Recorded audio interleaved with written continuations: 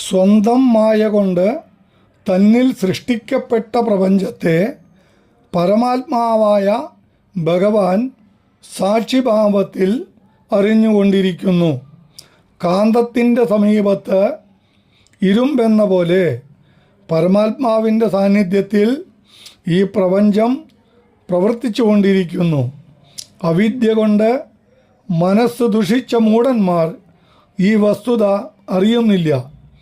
മായയ്ക്ക് അതീതനും ശുദ്ധജ്ഞാന സ്വരൂപനുമായ പരമാത്മാവിൽ ആത്മവിസ്മൃതിയാകുന്ന അജ്ഞാനത്തെ കയറിൽ പാമ്പിനെ എന്ന പോലെ ആരോപിച്ച് ഭാര്യ, പുത്രൻ, ധനം, ഗൃഹം മുതലായവയിൽ ആസക്തരായി പലവിധ കർമ്മങ്ങളും ചെയ്ത് അവർ സംസാരത്തിൽ ജനിച്ചും മരിച്ചും ചുറ്റിത്തിരിഞ്ഞുകൊണ്ടിരിക്കുന്നു.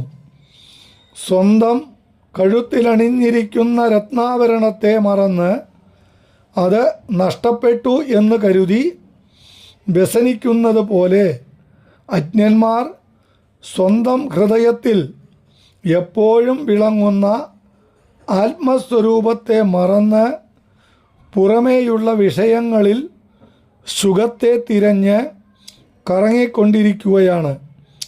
പ്രകാശസ്വരൂപിയായ സൂര്യനിൽ ഇരുട്ടിന് നിൽക്കാൻ കഴിയുമോ? ഒരിക്കലുമില്ല.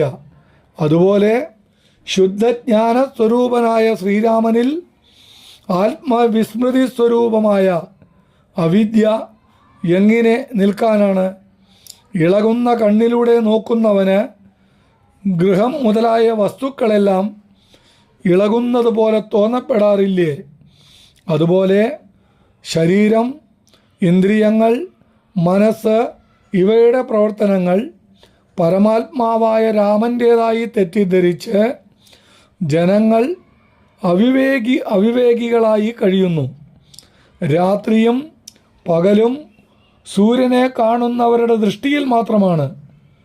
പ്രകാശസ്വരൂപിയായ സൂര്യനിൽ രാവും പകലും ഇല്ല.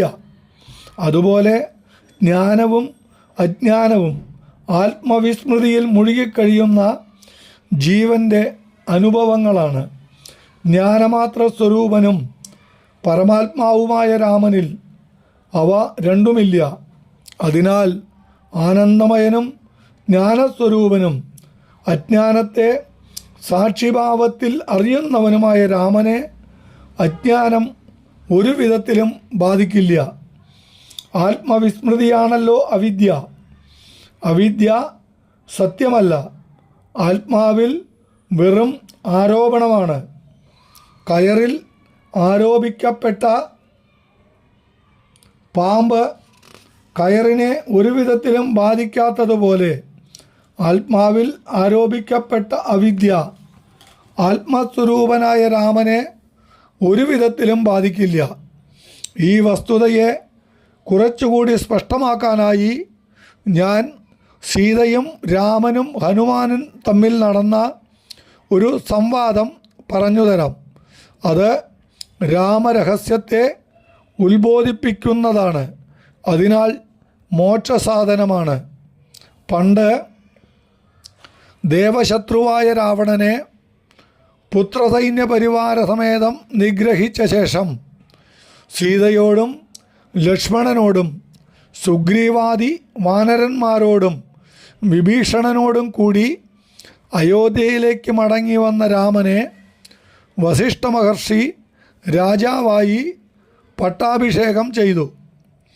അഭിഷേകത്തിന് ശേഷം ശ്രീരാമൻ ഉജ്ജ്വല തേജസ്സോടെ സിംഹാസനത്തിൽ ഇരുന്നരുളുകയായിരുന്നു. തൻ്റെ മുൻപിൽ തൊഴുകൈയോടെ നിൽക്കുന്ന ഹനുമാനെ ശ്രീരാമൻ നോക്കി. ശ്രീരാമനെ സേവിക്കാൻ കഴിഞ്ഞതിൽ കൃതാർത്ഥനും പ്രപഞ്ച വസ്തുക്കൾ യാതൊന്നിലും ലേശം പോലും ആഗ്രഹമില്ലാത്തവനും ജ്ഞാനമുണ്ടായാൽ കൊള്ളാമെന്ന ഒരേ ആഗ്രഹത്തോടു കൂടിയവനും മഹാബുദ്ധിമാനുമായിരുന്നു ഹനുമാൻ. ഹനുമാനെ നോക്കി പുഞ്ചിരിയോടെ ശ്രീരാമൻ സീതാദേവിയോട് അരുളി ചെയ്തു: സീതേ, നമ്മുടെ പരമാർത്ഥ തത്വം ഈ മാരുതിക്ക് ഉപദേശിച്ചു കൊടുക്കൂ. പാപത്തിൻ്റെ കണിക പോലുമില്ലാത്തവനും നമ്മൾ രണ്ടുപേരിലും ശാശ്വത ഭക്തിയോടു കൂടിയവനുമായ ഈ ഹനുമാൻ ജ്ഞാനോപദേശം സ്വീകരിക്കാൻ എല്ലാവിധത്തിലും അർഹനാണ്. ലോകത്തെ മുഴുവൻ മയക്കുന്ന മായാദേവിയായ സീത അങ്ങനെയാവാം എന്ന് മറുപടി പറഞ്ഞ് ശരണാഗതനായ ഹനുമാന് രാമൻ്റെ വാസ്തവതത്വം ഉപദേശിക്കാൻ ആരംഭിച്ചു.